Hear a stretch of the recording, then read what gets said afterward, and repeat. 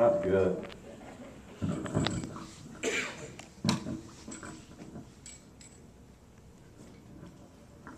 I'm grateful, very, very grateful to be here. I've never done a speech in front of my children, so this is going to be G-rated. Good luck tonight. But when Brandon started talking about Jesus and Mountain Dew, I was like, I'm in the right building. My kids are here. This is good. I'm grateful to see the representative. Last time I saw him, we were at a breakfast together. It's great to see you here. And your wife. You all are just amazing people, what you do for this area, for our state of Missouri. And God bless you for putting up with all that up there, man. That's just not easy. Pray for him. Get your knees bent for these guys. They got a mountain ahead of them. And I mean, I think it's funny you guys are putting up a Silver Dollar City thing here in Houston, and you guys won the award for it. That's kind of funny. I've got some great friends in the audience. My friend Wes out there in the back. Wes, great to see you again. You were so instrumental in making sure that Houston Day was significantly humongous in Springfield when we had the Springfield Cardinal Days. You all, I got the biggest kick out of those nights where we would, is this okay? It's built for 120 pounders. I'm going to stay back here. There'd be, at one time when I'd come over here to see Wilma Dean Holder and met Mary and Kenneth Ross, my wife's grandparents, we would, I'd pull into town and it'd say population 2,100. And I was like, man, that's cool. And then we drove by it tonight and said 1,900. I'm like, what's going on here? So I think what happened, when you brought 900 over that night for a ball game, 200 of them stayed. And they're serving beer at Hammond Field. It's weird. But anyway, we are grateful for that relationship, and I applaud you in your efforts in your new project. I'm going to tell you folks, get behind that $18 million project. That is going to make a difference in this community like nothing in the history of this community ever has. With the graying of America, with the aging and the demographics that you handle and the actual physical area that you handle down in this particular area, you have got to have a facility like that, a state-of-the-art facility. Springfield just finished Cox, #1 emergency room in the United States. But the helicopters that go between here and there and the services you're going to offer, I'm telling you, that is major for what's going to go on. I applaud you in your efforts and what's going on with that particular project.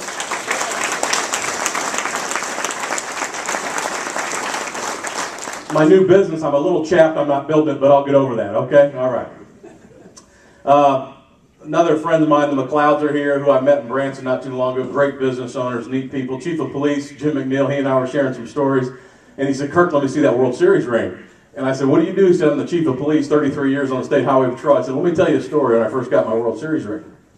I'm coming out of Tennessee, cutting over into Missouri. We were leaving the baseball winter meetings. And I was going a little over the speed limit, double. And because we were just rolling off of a 65 or a 70, and then it pulled down into 35. Well, I was still going 90. And that's a little more double. And I get pulled over by a good-looking cop, nice guy, skinny little sucker. And, he pulls me over. It's 2, 3 in the morning, and I'm just dead tired. We're trying to get back to Springfield because we got something to do the next day. And I got so lucky. My boss was in the back seat, not feeling very well with his World Series ring on. Another partner of mine sitting in the passenger seat with his World Series ring on. And so I put my hands on the wheel like this, like you're supposed to do, like a good white American. You know what I'm talking about? And he goes, is that a World Series ring? I said, nope, there's 3 of them. I met the biggest Cardinal fan in the United States that night. Didn't ask for my name, didn't ask for my registration, my insurance, my green card, nothing. You guys have a good night. Took pictures of all of them. We got out of the car, we're hugging him and everything. And he goes, you be safe going home. I'm like, yes, sir. That's the greatest piece of machinery ever built right there, baby.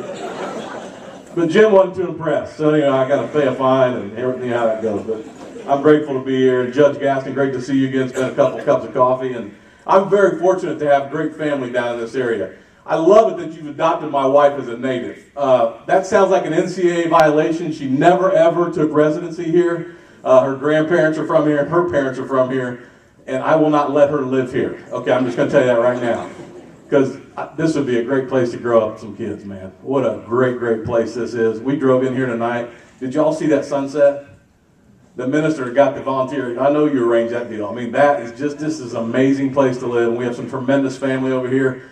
Sandra used to be Holder, Manir, and Chuck, they're over here, our family. We're so glad to see you. And Wilma Dean Holder, one of the legends in Houston. She's been working at that daycare for 133 years. She started when she was 3. I mean, girl looks good. Stand up, Wilma Dean. That's my favorite Democrat in the world right there. Love her. She bet me $100 I wouldn't say that, but anyway. Love you, Wilma Dean. Great to see you. We don't see her enough, and man, it's just inspiration for my children to be around grandparents. And then Erlene Holder's here, also vice president of a bank, soon to take over. No, we're not supposed to talk about that tonight, but anyway, Erlene, great to see you too. One of Creech's aunts, and it's so pleasurable to have Chloe and Kirk Elmquist, my children, and my beautiful wife, Creecia. It'd be neat to live in this town. Y'all have got some neat things going on. So, moving right along with what I'm supposed to talk about, I've had a heck of a week speaking. I spoke at Perryville Chamber of Commerce Thursday night, and they said, you need to be here about 6. Y'all know where Perryville is? Oh, yeah. Well, I didn't. You leave Springfield, you go to St. Louis, and then you go south for an hour. And I'm like, that doesn't make sense. Why can't you get off at Rolla and cut over? I guess you're not allowed, you know?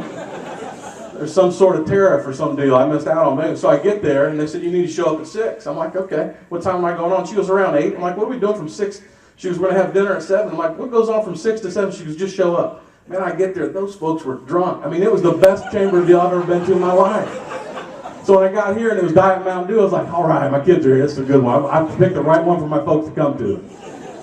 Pretty neat. But I've had a busy week, and not too long ago, a Texas County bank dealt with something, or it was a Texas bank, I can't remember, but this hooded robber burst into the bank and forced the tellers to load a sack full of cash. And on his way out of the door, this brave Texas customer grabbed the hood and pulled it up, revealing the robber's face. The robber shot the customer without any hesitation.